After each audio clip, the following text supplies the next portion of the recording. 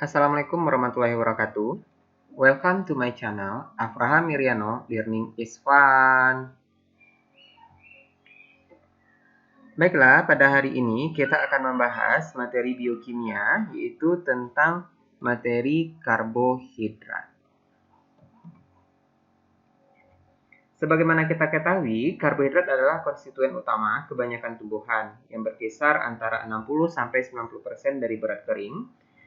Tumbuhan pada umumnya memanfaatkan karbohidrat baik sebagai sumber energi maupun sebagai jaringan penunjang yang berfungsi sebagai protein bagi hewani atau bagi hewan.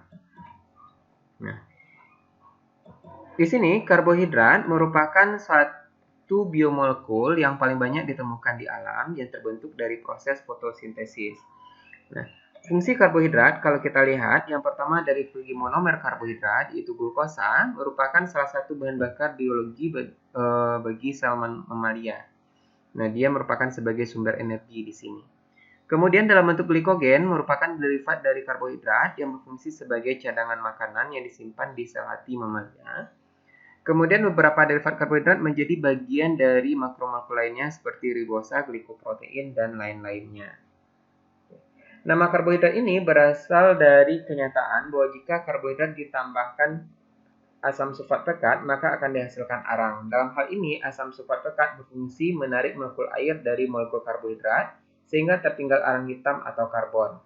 Nah, melalui kenyataan ini diperkirakan bahwa karbohidrat merupakan hidrat dari arang atau hidrat karbon. Nah, selanjutnya, analisis unsur karbohidrat lainnya menunjukkan bahwa pada umumnya terdiri atas atom-atom karbon, hidrogen, dan oksigen dengan rumus umum CnH2nO2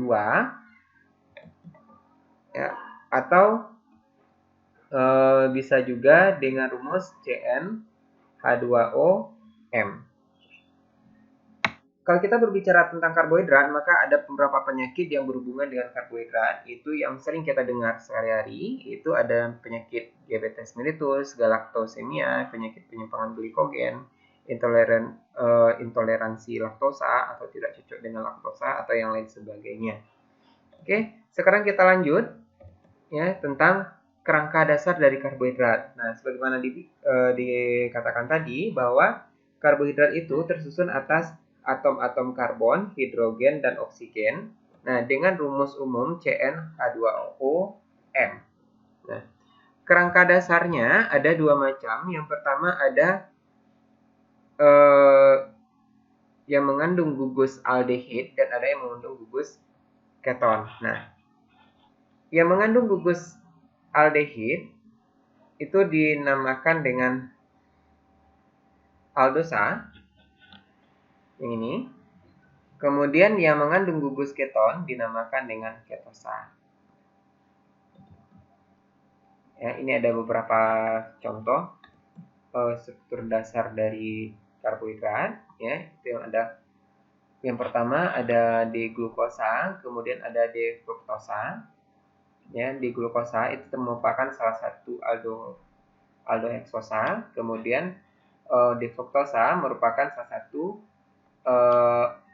ketosa. Berikut ada beberapa bentuk struktur dari karbohidrat. Ini yang berbentuk segi 6.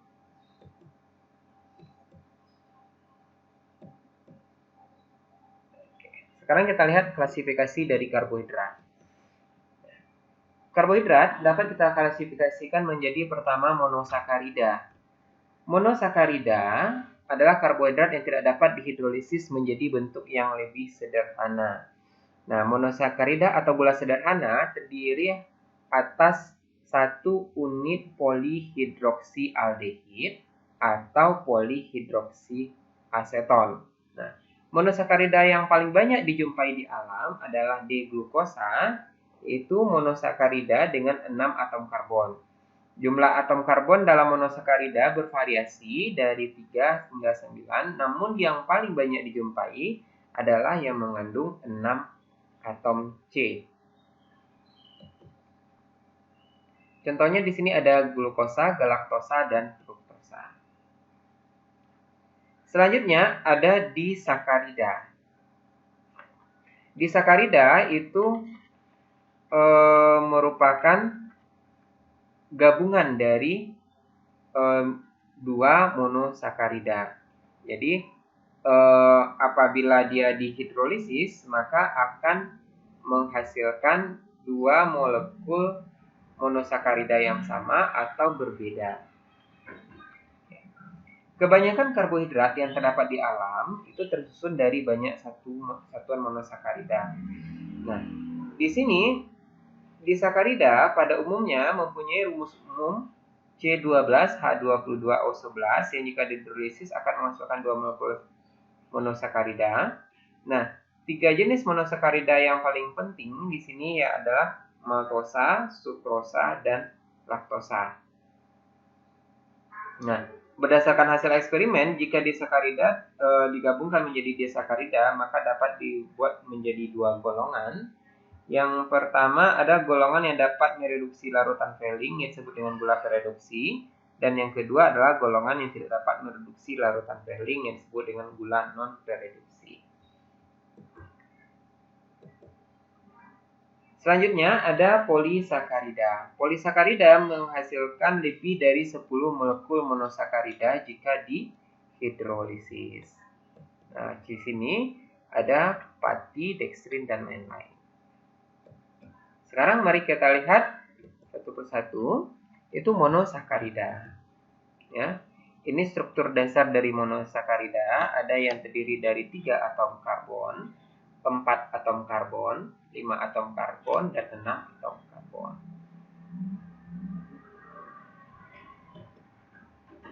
Ini yang bentuk segi enamnya, yang gugus glukosa. Kemudian di sini ada gula amino dan ada gula deoksi, kemudian ada gula asidik ya, yang namanya. Kemudian kita lihat di sakarida. Di sakarida itu gabungan dari dua monosakarida. Ya, ada laktosa, sukrosa, dan trehalosa.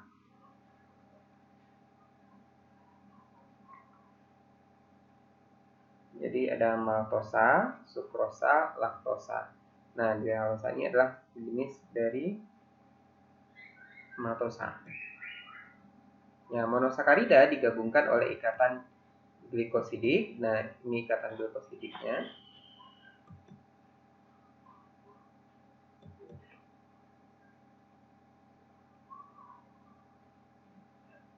Laktosa itu terdapat pada susu, kemudian sukrosa terdapat pada madu, dan trehalosa itu terdapat pada jamur.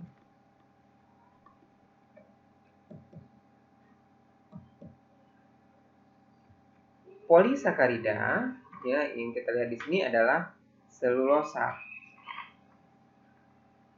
Selulosa merupakan polisakarida yang banyak dijumpai dan ditemukan dalam dinding sel tumbuhan. Nah, strukturnya seperti ini, ya. Selulosa merupakan polisakarida yang tidak bercabang yang terbentuk dari beta-D-glukosa. Ikatan yang menghubungkan antara satu D-glukosa dengan D-glukosa lainnya adalah ikatan beta 1,4 glikosidik. Ya, seperti ini, beta 1,4 glikosidik. Kemudian ada pati.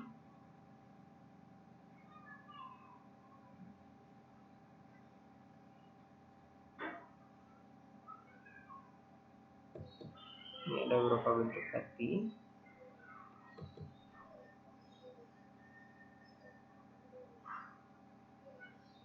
Ya.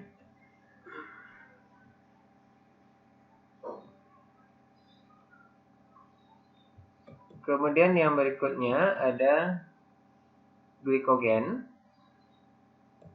Glikogen merupakan pati hewani, banyak terdapat pada hati dan otot. Larut dalam air dapat bereaksi dengan iodin menghasilkan warna merah. Ya, pada mulanya orang berpendapat bahwa glikogen hanya terdapat dalam hati dan otot hewan tingkat tinggi termasuk manusia.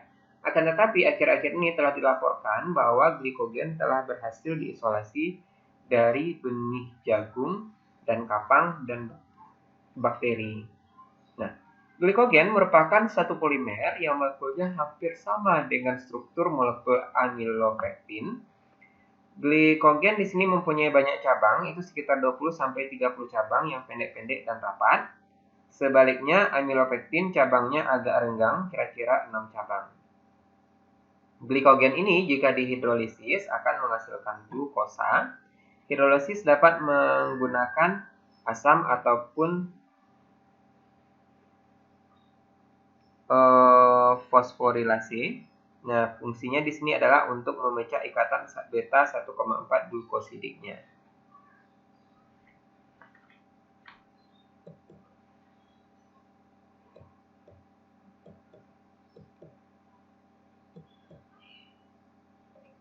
Untuk mengidentifikasi adanya karbohidrat, itu kita bisa melakukan uji karbohidrat. Yang di sini ada 4 jenis uji yang bisa kita gunakan. Yang pertama ada uji Molis. Uji Molis itu untuk menguji apakah satu sampel merupakan karbohidrat atau bukan. Dengan adanya karbohidrat, maka akan terjadi perubahan warna menjadi warna ungu. Kemudian yang kedua ada uji iodin. Uji iodin untuk mendeteksi adanya amilum dalam sampel dengan memberikan warna biru. Kemudian yang ketiga ada uji Fehling. Uji Fehling ini mendeteksi gugus pada gula pereduksi dengan menghasilkan endapan merah. Dan yang keempat ada uji Melendik. Sama halnya dengan uji Fehling, namun uji ini lebih khas mendeteksi monosakarida karena memiliki gugus karbonil yang bebas. Oke, untuk hari ini kita cukupkan dulu sampai di sini. Dan apabila kamu ada pertanyaan atau ada yang ragu, silahkan dibuat di kolom komentar. Kemudian jika kamu merasa mendapatkan ilmu baru hari ini, maka silahkan like, share, dan subscribe video ini. Assalamualaikum warahmatullahi wabarakatuh. Terima kasih.